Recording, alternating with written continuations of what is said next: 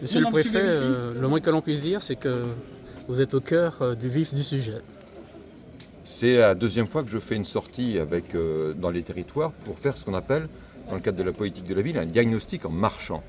C'est-à-dire déambuler dans les rues des quartiers prioritaires de la politique de la ville, avec bien sûr la maire qui est concernée, en l'occurrence ici aussi le président de l'intercommunalité qui est aussi concerné par la politique de la ville, et puis l'ensemble des services de l'État, de la commune et les autres services, pour déambuler et se mettre quelques instants à la place des habitants et ressentir ce qu'ils ressentent au quotidien, ce qui va pas.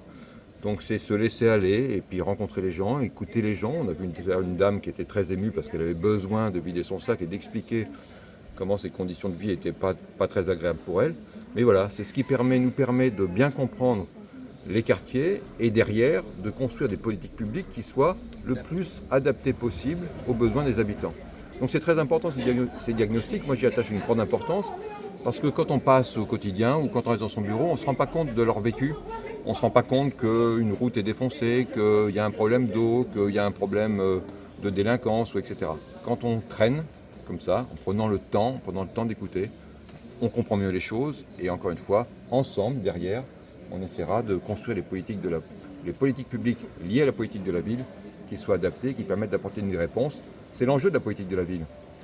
La politique de la ville, c'est pas du hard, c'est pas de tout refaire, c'est d'écouter les territoires, d'écouter les populations et d'apporter des réponses aux besoins des populations. Et Madame le maire, en matière de besoins, il y a beaucoup à faire encore à Baïf. Je crois que c'est vraiment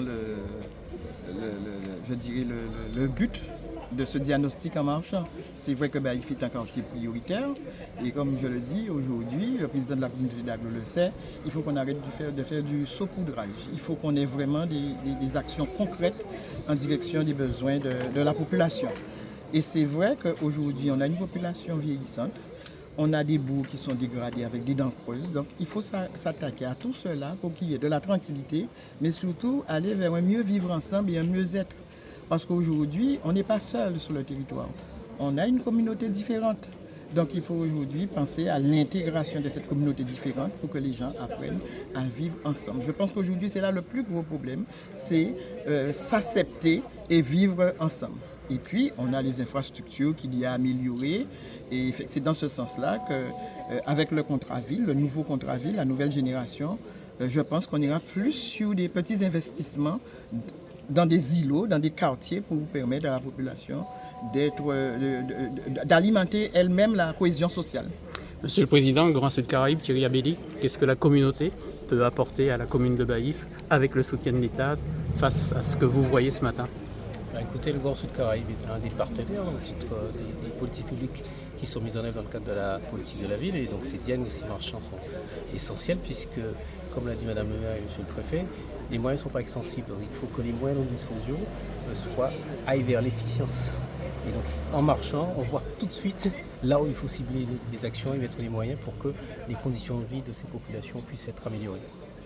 Merci messieurs, dames.